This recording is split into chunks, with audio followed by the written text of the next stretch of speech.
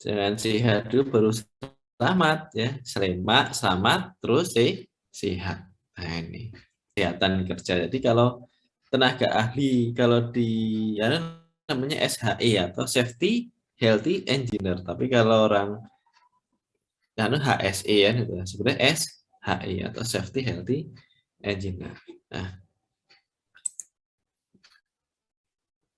jadi SHE itu sudah dari zaman tahun lama ya. Dari zaman tahun lama, dari zaman Mbah Hammurabi. Tahu masih ingat Mbah Hammurabi enggak ya? Mbah Hammurabi ya di Babilonia ya. Di mana dikenal dengan ahli bangunan ya yang sangat bertanggung jawab ya. Itu. Terus itu tahun 1700 sebelum Masehi. Kemudian di tahun 1200 sebelum Masehi itu ditemukan adanya pagar. Pagar. Ya. Terus yang tahun 80 sebelum Masehi itu ada oleh Pilinus dari Roma itu tentang penggunaan masker lah ini.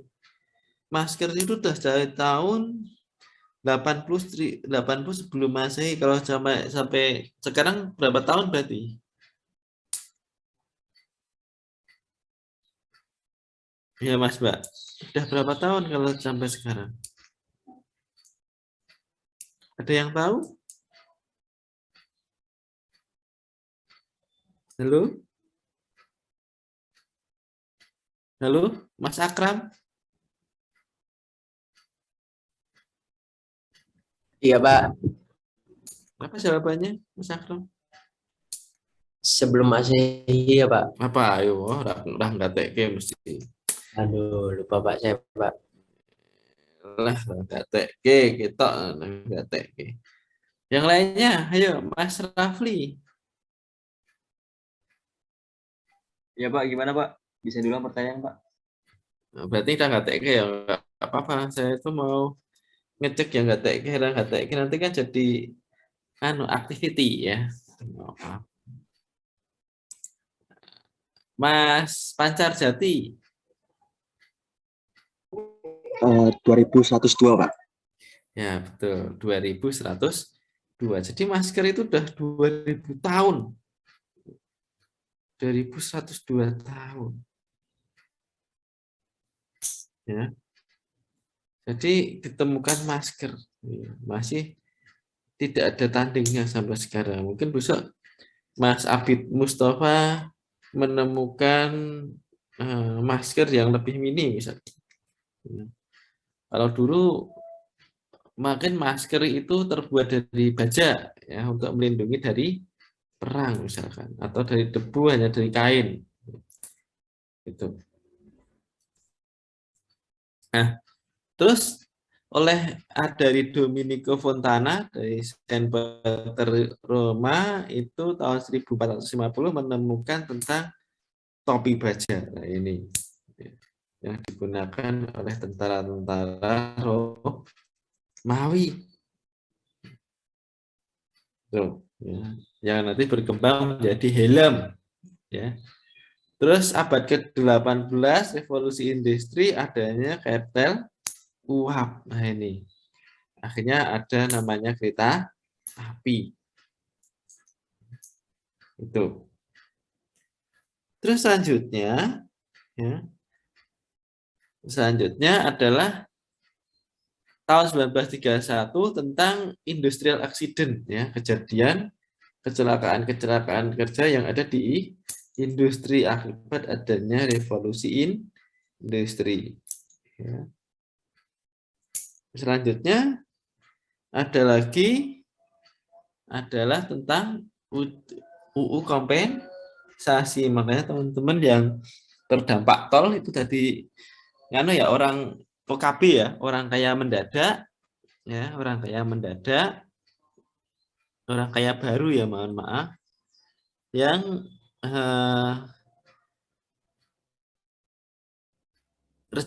ngerjekeni ya sekarang ya, bukan ganti rugi tapi sekarang malah jadi ganti untung ya. Ada yang dapat rezeki itu enggak di sini? Ada enggak, teman-teman? Ada ya? Ini bukan OKB ya. OKL berarti orang kaya lama. Gitu. Nah, pendekatan ketiganya yang pertama adalah yang jelas tentunya karena dia itu untuk melindungi, otomatis dia adalah pendekatannya hukum. Ya. Hukum. Terus yang kedua adalah di mana pendekatan hukum itu otomatis dia menjadi undang-undang. Nah ini undang-undang. Nah, setelah itu kemudian apa yang harus dilakukan? Ya. Kemudian adalah tentang yang kedua adalah pendekatan secara ekonomi ya, karena dampaknya adalah sistemik mas ya, mas mbak ya. Misalnya jatuh nggak bisa bekerja, ya. Nggak bisa bekerja. Ya.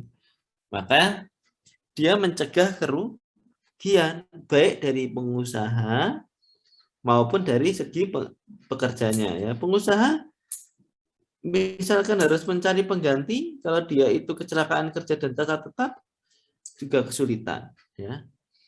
Terus meningkatkan produktivitas dengan dia sistemnya K3 lebih baik, maka dia produksi diharapkan bisa lancar sehingga bisa meningkatkan produktivitas dari pabrik itu. Kemudian selanjutnya adalah pendekatan kemanusiaan. Ya.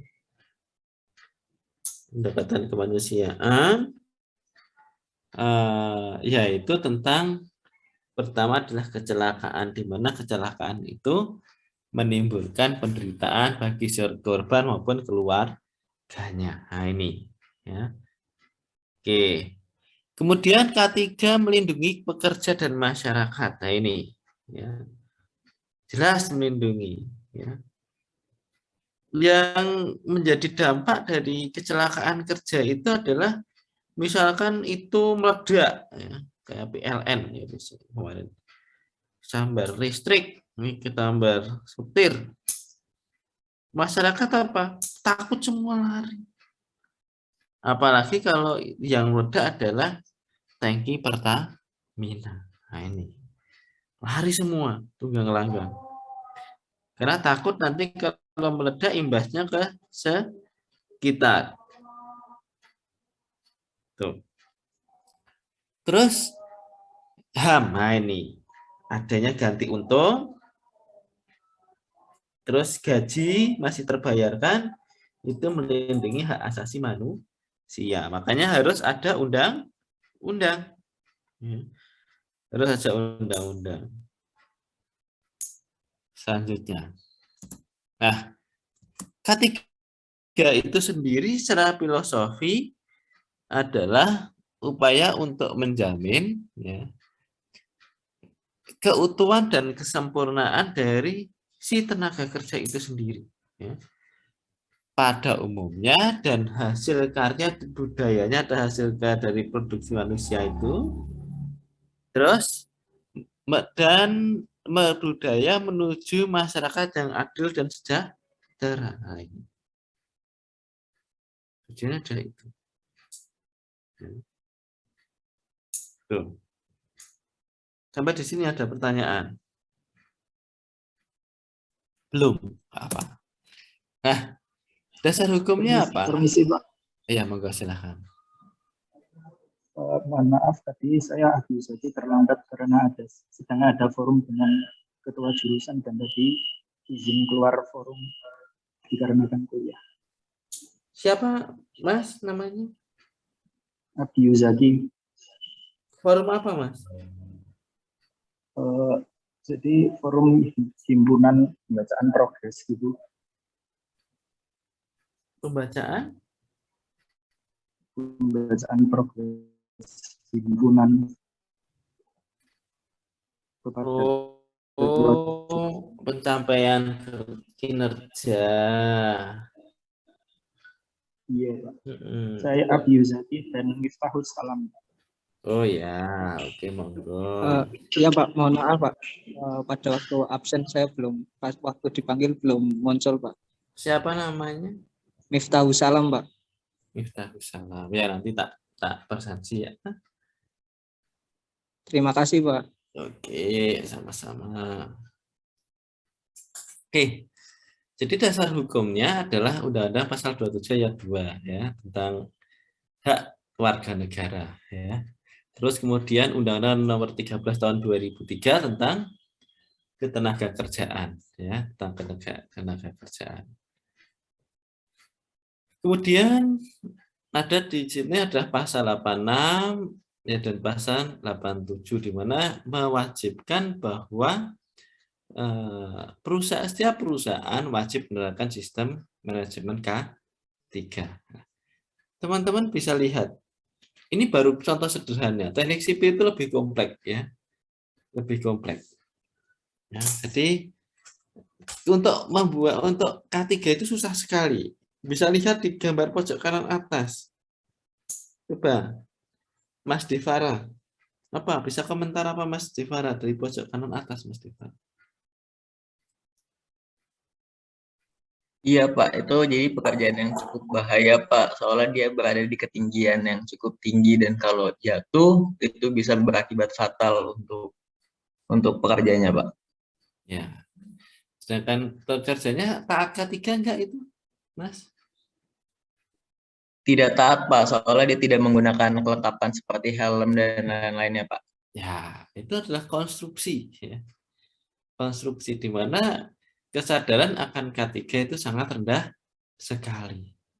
Terus untuk yang sebelahnya ya, Mbak Zalfa, apa yang bisa dilihat dari gambarnya Mas itu? Patah hati atau bagaimana, Mbak? Itu juga tidak pakai K3, Pak. Tidak pakai helm, sepatu, dan lain-lain, Pak. Terus itu pakai sepatu putih-putih tuh.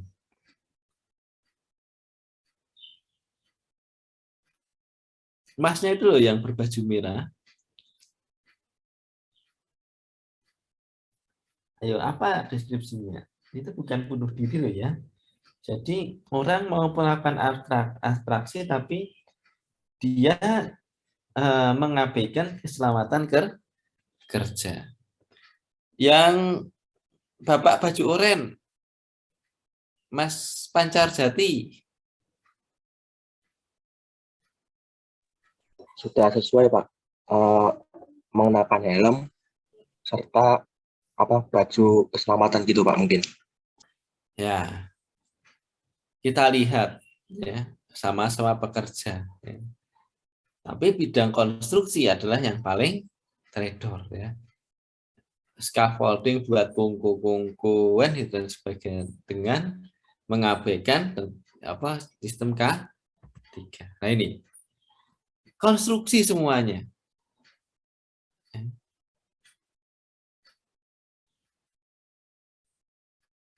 Kita bahas sampai di ketinggian sambil duduk-duduk kayak gitu. Kalau jatuh, kelengar. Bapak yang sedang memperbaiki genteng, apa yang salah di sini?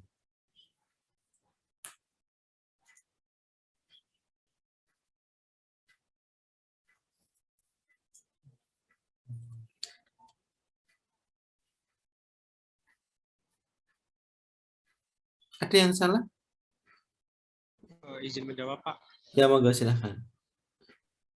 Mungkin kalau yang Bapak yang membenahi genteng itu bapaknya tidak menggunakan perlengkapan K3 Pak, sehingga nanti kalau misalkan jatuh akan mengakibatkan luka parah. Ya. Terus yang lainnya, komentar yang kedua apa? Ayo, siapa yang bisa menambahkan?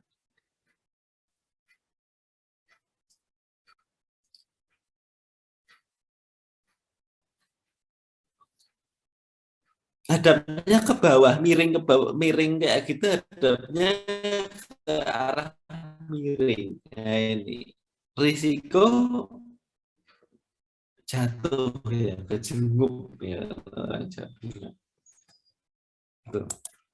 Nah, ini yang sering terjadi Mas Mbak ya, orang memperbaiki plafon. Lah, plafon yang menggunakan itu sangat riskan sekali mengantarkan listrik. Ini sering kejadian ya. Beberapa tukang tidak dites pen dulu, harusnya rangka itu dites pen dulu karena di atas itu ada tikus dan sebagainya yang mengakibatkan kabel itu terkelupas sehingga menyentuh bagian rangka plafon dan dia teraliri oleh arus listrik. Kemudian ada pasal Undang-Undang Nomor 1 Tahun 1970 ya, tentang keselamatan dan kesehatan kerja. Ya. Jadi intinya inti dan mbahnya inti itu untuk K3 adalah UU Nomor 1 Tahun 1970 ya.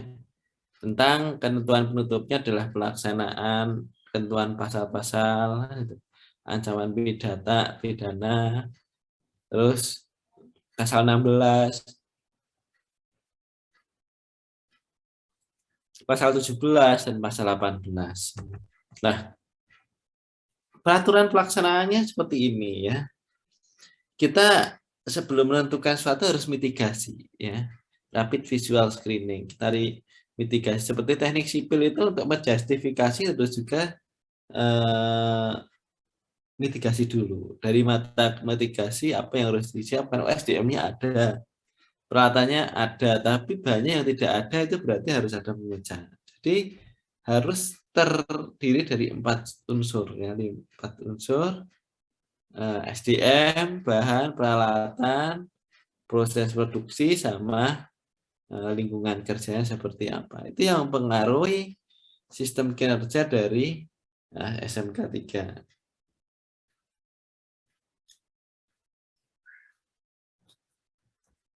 Nah, secara sektoral yaitu ada banyak sekali, ya, ada yang pertambangan, minyak bumi, terus tenaga kerja, terus tenaga kerja dalam penerbangan dan pengangkutan kayu. Nomor 1 tahun 1980 tentang K3 konstruksi. Nanti kita akan banyak belajar di K3 konstruksi. Ya. Bidang teknis banyak sekali juga. Kemudian ini juga sama, sudah diringkaskan ya. Pelembagaan sistem. Nah, pengertian K3 itu sendiri adalah suatu ilmu, pengetahuan dan penerapan dalam upaya mencegah kecelakaan. Oh, silakan kalau mau tutup kamera tidak apa-apa ya, silakan. Yang Pak. benar Pak. Halo, nggih. Iya Pak, mohon maaf Pak, saya izin menyampaikan tadi waktu presensi saya terlewatkan karena sedang di proyek Pak. Oh. Ya, nanti pas selesai kuliah ya, nanti baru menyebutkan ya.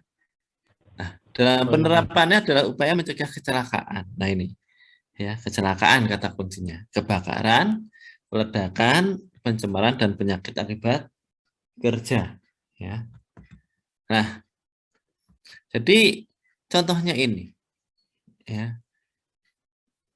Yang dimaksud sakit dalam hubungan kerja, ya, kecelakaan kerja dilindungi oleh Undang-Undang Kecelakaan Kerja. Misalkan Bapak A berangkat dari rumah ke sekolah, ngantar anaknya baru ke tempat kerja. Nah, kalau yang dimaksud dengan kecelakaan kerja, tapi aksiden yang berhubungan dengan kerja adalah dari rumah langsung ke tempat kerja, bekerja, terus kembali lagi ke rumah. Nah, itulah semua ditanggung. Misalkan ada sesuatu dari rumah berangkat ke tempat kerja terus kembali, itu yang nanggung itu adalah Undang-Undang Keselamatan Kerja. Nah, apabila misalkan Pak A ini harus ke sekolah dulu ngantar anaknya, kemudian dari sekolahan menuju ke tempat kerja. Lah yang dihitung adalah dari sekolahan menuju ke tempat kerja. Misalkan nih Mas Abid ternyata mampir Indomaret, kan gitu ya. Nah, misalkan baru pulang, ya, pulang dari tempat kerja ini sampai pertigaan ada Indomaret. Nah, mampir sebentar beli minum, kemudian baru datang ke rumah ya. Nanti sampai Indomaret. Lah setelah Indomaret ini tidak ada hubungan kerja. Lah makanya sering dong ngeles ya. Makanya perusahaan-perusahaan besar itu rata-rata pekerjanya diberi seragam. Fungsinya apa? Untuk apabila terjadi sesuatu, ngeklaimnya lebih mudah. Lo ini lo baru pulang kerja Pak, buktinya masih pakai pakaian kerja. Nah itu. Ya, perlu diingat. Kenapa tukang pom bensin, tugas SPBU, terus pegawai karyawan-karyawan pabrik dan lain-lain, dia pasti pakai pakaian baju kerja. Nah, gitu ya. Jadi nanti ada kecelakaan di luar hubungan kerja tadi dari Indomaret sampai rumah. Kalau kecelakaan dalam hubungan kerja adalah dari rumah sampai kantor sampai rumah. Nah, yang ketiga adalah kecelakaan kerja adalah kecelakaan yang terjadi pada unit kerja atau di dalam kantor. Nah, hazard itu sendiri adalah sumber bahaya potensial yang menyebabkan kecelakaan atau kerusakan berupa bahan, bagian mesin, bentuk energi, metode kerja, situasi kerja, dan lain-lain. Ya, di mana yang bersangkutan adalah manusia, manpower, alat, equipment, dan bahan. Ya, itu.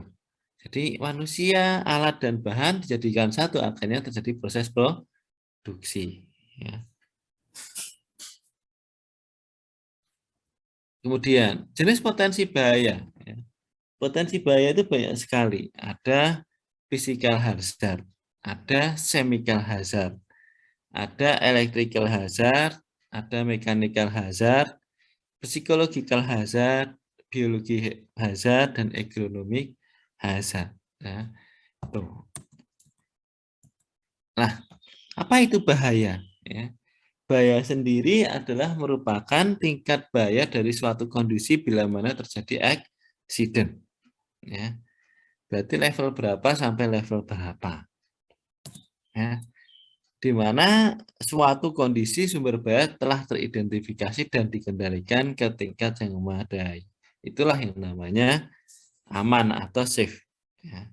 Ingat teman-teman, K3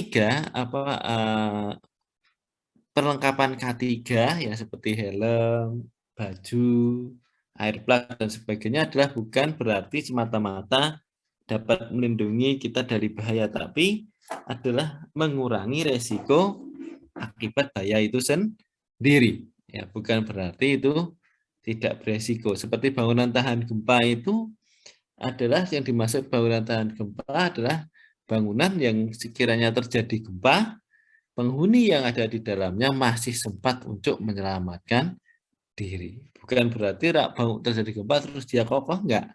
Tapi apabila terjadi gempa, penghuni yang ada di dalamnya bisa berkesempatan untuk melarikan diri. Gitu ceritanya.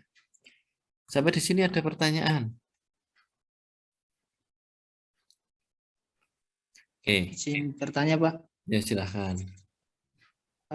Tadi mengenai kecelakaan yang ada kecelakaan di luar hubungan kerja sama kecelakaan dalam hubungan kerja. Ya. Misal dalam perjalanan dari rumah ke kantor menuju kantor, ternyata di jalan mengalami kecelakaan tapi orangnya itu dalam keadaan sehat. Apakah seperti misal kendaraan itu diganti rugi sama pihak perusahaan atau atasan perusahaan gitu, Pak? Oke, baik, terima kasih. Yang mengganti rugi itu bukan atasan atau dari perusahaan. Biasanya perusahaan itu kan ada namanya jam sostek atau jaminan kerja ya. Nah ini yang akan bayar adalah itu. Nanti perusahaan itu juga wajib membayar gaji. Nah, misalnya Bapak A itu tadi jatuh terus tidak bisa bekerja selama 3 bulan. Karena dia itu masih bersifat perusahaan wajib memberikan santunan seperti undang-undang yang berlaku. Kalau nggak salah itu 3 bulan pertama itu gaji 100% gaji. Terus 3 bulan kedua itu 75% gaji, 3 bulan ketiga itu 50 175 terus turun ya sampai 25 terus 0. Ya, selain dia dapat pesangon ya, 0. Kalau masih bisa bekerja biasanya dia hanya 100% tapi bukan gaji plus tunjangan ya, gaji pokoknya itu 100% tetap terbayarkan. Ya. Nah, soal motor diperbaiki atau enggak itu sebenarnya bukan masalah itunya, bukan harta bendanya yang akan disangkutkan di sini, tapi adalah orangnya. Ya, orangnya. Kalau harta bendanya adalah urusannya dari jasa raharja ya atau orang itu sendiri. Tapi yang dilindungi di sini adalah orangnya. Ada yang lain? Monggo. Baik, Pak. Terima kasih, Pak. Ya, sama-sama.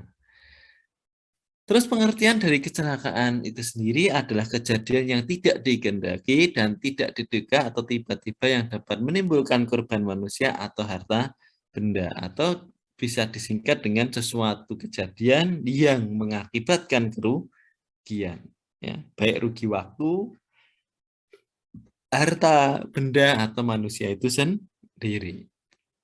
Oke.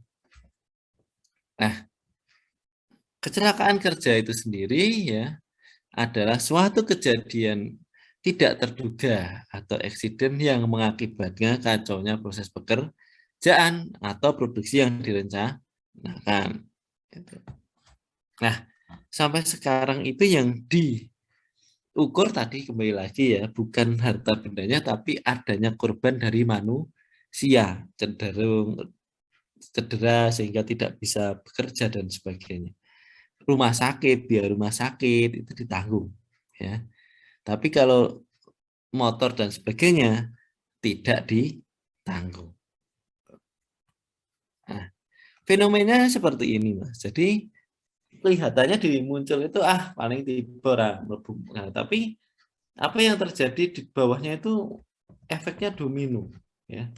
Kelihatannya hanya $1 misalkan pengobatan dan gaji, tapi ternyata yang di bawahnya banyak lebih besar lagi fenomena gunung es ya. Ada kerusakan properti, biaya yang tak diasuransikan, kerusakan gangguan, peralatan, perkakas, produk, material, gangguan produksi terlambat akibat pekerja tidak masuk, biaya legal hukum kalau itu bermasalah, pengeluaran biaya untuk penyediaan fasilitas dan peralatan gawat darurat kalau masuk rumah sakit, sewa peralatan, waktu penyelidikan, dan lain-lain yang mengakibatkan perusahaan itu lebih rugi. Ya. Nah, tadi gaji terus dibayar untuk waktu yang hilang, ya gitu. Nah, tadi 3 bulan, maka perusahaan itu bayarnya cuma-cuma ya selama 3 bulan. Itu ceritanya seperti itu.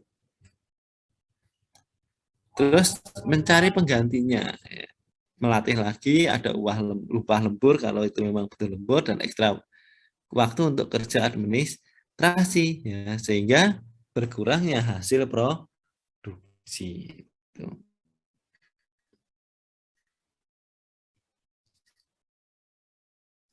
Ada yang ditanyakan? Jadi piramida kasus ini itu kelihatan ya, yang fatal biasanya langsung ke polisi terus tercatat. Yang sumber bahaya nyaris kerusakan alat itu rata-rata tidak terlalu dihitung ya.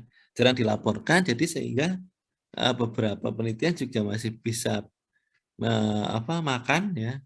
Bisa misalkan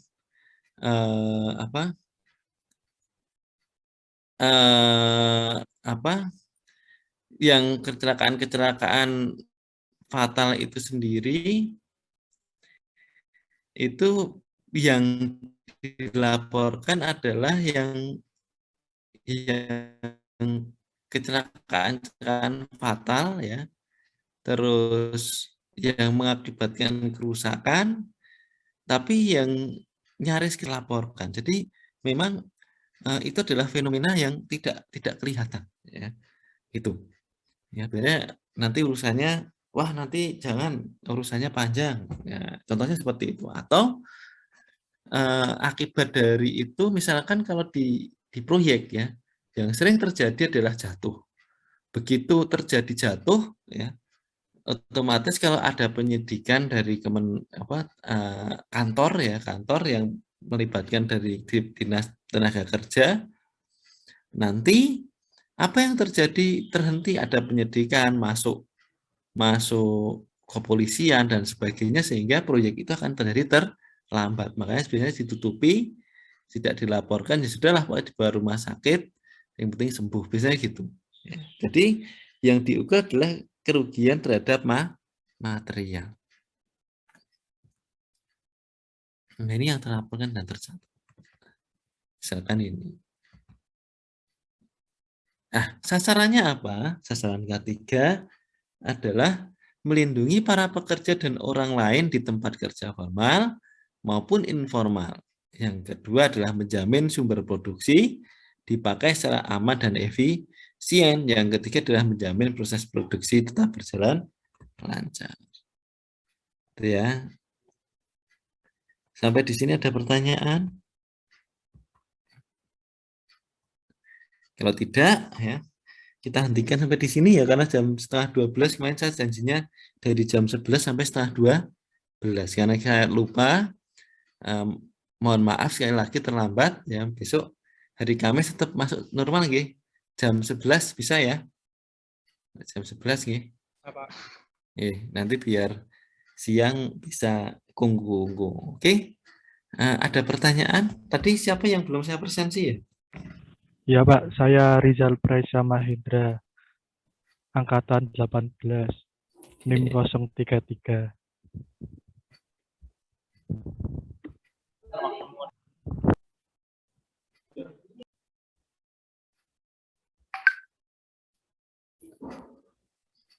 Saya Pak Abi Yuzaki. Oke, siapa lagi? Saya Pak Miftahul Salam. Miftahus Salam.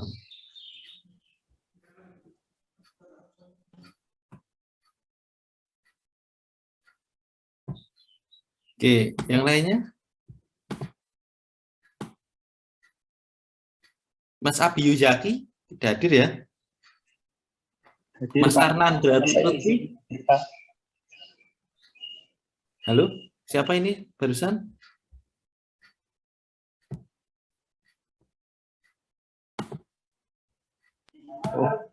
Permisi Pak, saya izin bertanya Pak. Ya. Misalkan kan kalau dalam proyek kan kita kerjanya tim Pak. Misalkan si A ditempatin setim sama si B. Nah, si A ini kecelakaan nih Pak. Nah, terus job si A ditanggung si B. Nah, terus si B dapat bonus juga gitu nggak Pak? Di luar K3 sih Pak. Maksudnya gimana? Nah, Maksudnya gimana? gimana? Yang jelas Mas, yang jelas. Oh iya, jadi kan kalau misalkan dalam proyek itu kan kita kerjanya tim kan Pak, kelompok. Nah, misal tim dalam satu tim ada si A dan si B. Nah, si A ini kecelakaan Pak. Nah, sedangkan job desk dia dalam sebuah proyek ini belum selesai, dan akhirnya biar proyek tersebut selesai, job desk si A ini ditanggung sama si B. Nah, si B ini dapat bonus nggak Pak dari ngerjain job desk dari si A itu? Cuma untuk sharing-sharing aja sih Pak. Oh, gitu. Bonus ya. Jadi sebenarnya yang dimaksud dari seperti ini itu sebenarnya bukan merangkap. Kalau itu kan jadi merangkap ya. Tapi mencari tenaga pengganti, ya, tenaga pengganti untuk menggantikan kerja lah. Apabila itu merangkap, ya otomatis nanti kebijakan perusahaannya seperti apa. Ya. Ada kebijakan perusahaannya memberikan tunjangan lebih ya kepada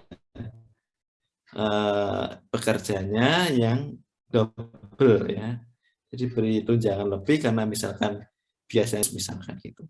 Ya, paling seperti itu. Ada lagi?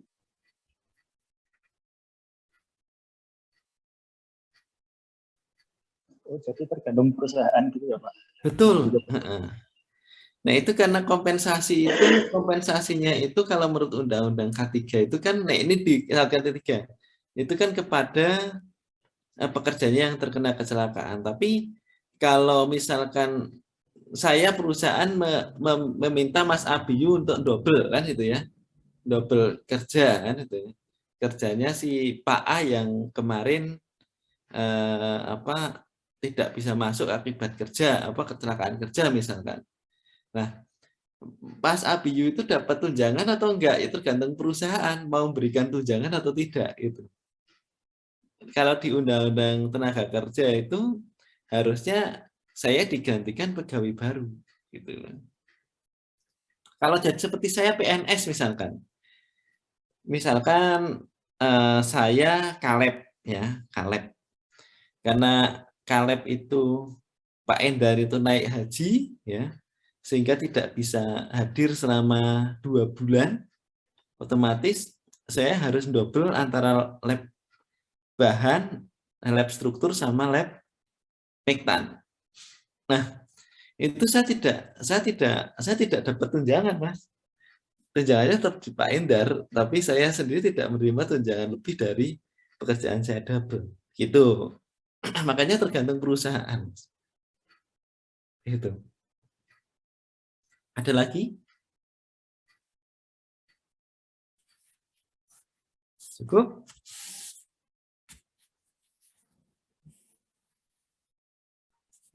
Cukup? Karena cukup, ya. Baik, karena sudah siang biar bisa sholat duhur. Pak. Ya, gimana Mas Yumna?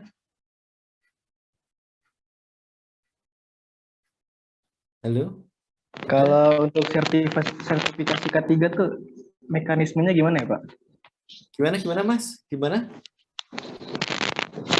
Untuk mengikuti sertifikasi K3 Pak? Lulus sekolah dulu. Ya. Lulus sekolah. Lulus sekolah dulu, minimal D3 ya, nanti bisa K3 umum kalau bagi teman-teman yang kepengin sertifikasi K3 umum untuk bisa bekerja di tambang misalnya. Ya, itu banyak yang diminta adalah K3 umum. Ya, saya pernah ikut K3 umum masalahnya. Ya, yang di sini yang ikut K3 umum itu saya. Di Sipil UN itu K3 umum saya. Ya. Itu tapi wis mati karena itu hanya berlaku 5 tahun kalau nggak salah. Karena yang itu kan untuk perusahaan ya. Itu. Yang penting lulus kuliah dulu, Mas. Itu, lulus kuliah dulu minimal D3. Ada lagi? Oh, satu lagi. Teman-teman, pengalaman saya jangan pernah tertipu dengan pelatihan-pelatihan seperti itu. Karena K3 umum itu nanti ada sertifikatnya. Nanti sertifikatnya itu, sertifikat K3-nya itu kalian akan diatasnamakan bertugas kemana. Misalkan seperti saya belum bekerja, otomatis sertifikatnya belum akan dikeluarkan. Hanya sertifikat pernah latihan, ikut pelatihan. Dan nanti begitu saya sudah masuk nih, saya ikut perusahaannya Mas Daniel Mustafa, perusahaan Selora misalkan. Ya. Berarti nanti saya mengajukan ke Kemenaker bahwa saya sudah bekerja ke Selora Desain, otomatis nanti dari Kemenaker membuat sertifikat bahwa saya seorang K3 yang tugasnya di Selora Desain, misalkan gitu. Paham ya? Tapi kalau berarti kita itu tidak boleh ikut itu Pak, tidak boleh ikut belum dapat kantornya, kita hanya diberikan surat pernah latihan sertifikasi. Nanti kalau sudah dapat induknya baru kita mengajukan induknya. Ya gimana Mas Yumna? Berarti kita harus cari pelatihan yang benar-benar buat kerjaan gitu Pak. Apa gimana Pak? Ya enggak. Ya memang penyelenggaranya memang penyelenggara. Karena kalau K3 umum itu memang mengkhususkan ke salah satu perusahaan. Konstruksi kan enggak, ya. Konstruksi itu enggak. Konstruksi itu hanya sertifikat kompetensi keahlian, ya, SKK. Terus nanti level berapa itu nanti yang untuk dibuat apabila teman-teman itu ikut kerja. Ya, makanya kalau di sipil itu biasanya setiap tahun itu ada uji SKK, ya, itu kerjasama, ya, kami mengajukan uji SKK nanti diwajibkan kepada mahasiswa. Sebenarnya itu untuk mahasiswa kok, bukan untuk kami sebenarnya. Ya, karena membantu mahasiswa daripada kalian itu buat sendiri itu sekitar 750.000. Sedangkan kampus itu dapat bantuan paling teman-teman itu diminta untuk bayar iuran kas IAS aja. Paling 30.000 kalau nggak salah. Itu berlakunya sampai 3 tahun. Itu. Bahkan universitas lain itu pada iri kok. Di UNY ada kayak gituan itu. Sebenarnya sekarang sudah ada UGM itu ada sekarang. Di Jogja sudah ada. Ada pertanyaan lain? Monggo.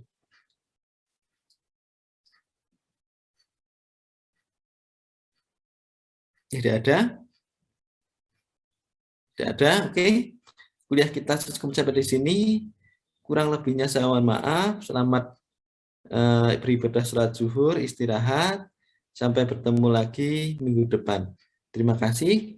Wassalamualaikum warahmatullahi wabarakatuh.